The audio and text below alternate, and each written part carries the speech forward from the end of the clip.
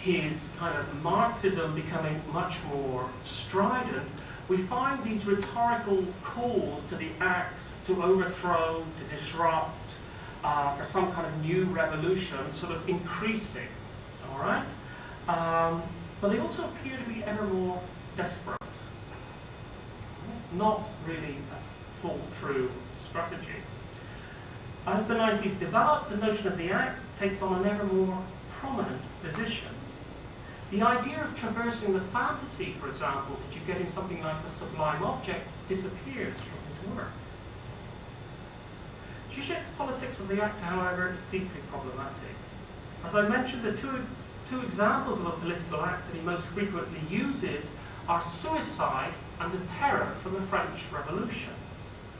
Now, these are hardly useful rallying calls for the renewal of the left. Indeed, as Stavrakakis points out, the tragic heroic paradigm that Zizek draws out of Antigone is completely unsuitable as a model for transformative ethico-political action. Now, for Ian Parker, the notion of the act is not only an index of Zizek's distance from Lacanianism, but also from Marxism.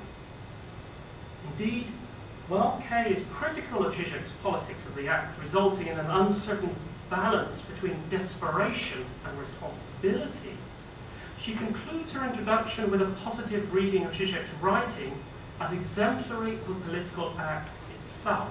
And I'll conclude with a few remarks about the politics of Zizek's style in a moment.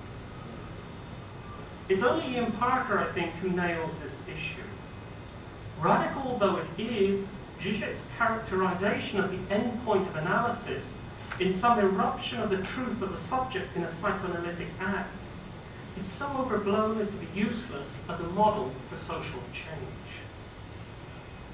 The problems revolve around those two issues I pointed out earlier. First, that the act is associated with femininity, and the second, that it is associated with women committing suicide. Hardly great images for a political strategy, and not great advertisements for Lacanian psychoanalysis either. Okay, how am I doing for time? I'm not sure. I started late. I'm not sure how I'm doing for time. Now it's 12:45. Are there any questions about what I'm saying up to this point? Are people reasonably okay with following? Anyone want to ask anything? I'm quite happy to be interrupted. It's interesting that, for example, in mainland China, people believe that reading Zizek can lead to a road to reading Lacan.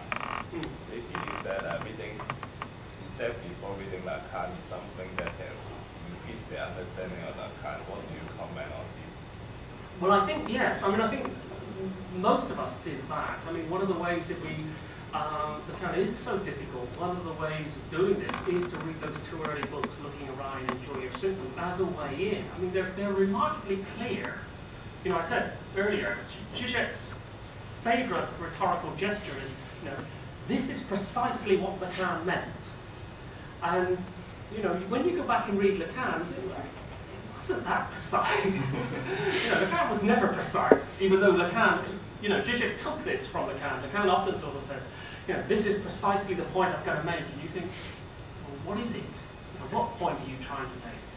The whole point of psychoanalysis is surely that meaning always slips away. You can never be precise. You can never pin down meaning. So when you sort of say, you know, this is precisely my point, you think, great, I'm going to get a definition. You know, what is psychoanalysis? And then it goes off talking about something else. But this is precisely the point. There can be no definitions. There is no easy way. Okay? Meaning, you know, the signified always slides under the signifier. Meaning always. This is the unconscious. Right? We can never reach it. So, whilst it is helpful, and I would recommend reading Zizek for Zizek, okay, in himself, not as a way into it. The best way to understand Lacan, I think, is to read Freud. If you you read Freud, you understand Lacan. Okay? Lacan's work comes out of Freud. There's also structuralism, there's structural linguistics, there's Heideggerianism, there's phenomenology, there's all of these things. But at the end of the day, Lacan is a psychoanalyst, and his work comes out of Freud. So if you want to understand Lacan, you read Freud, and then you read Lacan. Read Zizek for himself. I think this is the best way of doing it. And, he's a great read. He's a great read. Sure. May I ask a question about the relationship between Jacques Alan Miller and Zizek? As you mentioned, J.A. Miller has analyzed Zizek, but it seems that J. Miller is much more orthodox and conservative in controlling the Lacan theory. But do you find there is a very different approach to the same Lacanian theory? Of course, in style. Yeah. Well, certainly there is a very different. There is a great difference in terms of style. Jacques-Alain Miller, Lacan's son-in-law, was a student of philosophy in Paris in the 1960s. He was a pupil of Louis Althusser, the structural Marxist I mentioned, and was involved in the events of May '68 in Paris.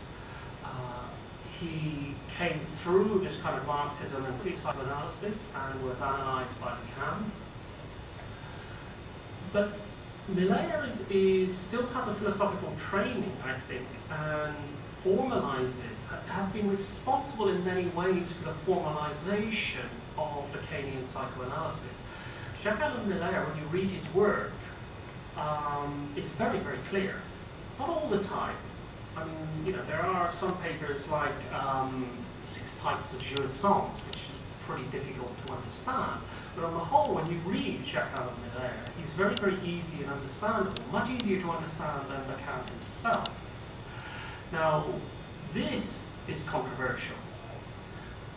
Part of the attraction of Lacanianism, and I made this link in the lecture on film when I talked about Lacan's relationship to surrealism.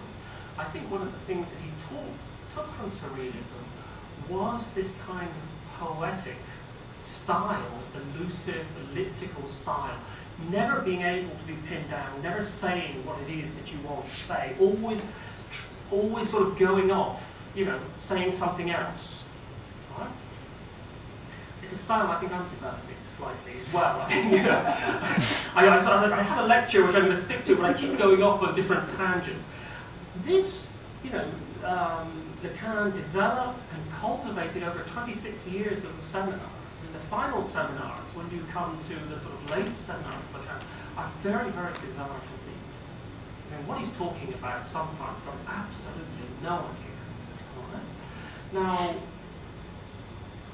Jacques-Alain Miller is the editor of the seminars, the executor of Lacan's will, and all of his texts, and has been responsible for something of the formalization of Lacanian psychoanalysis.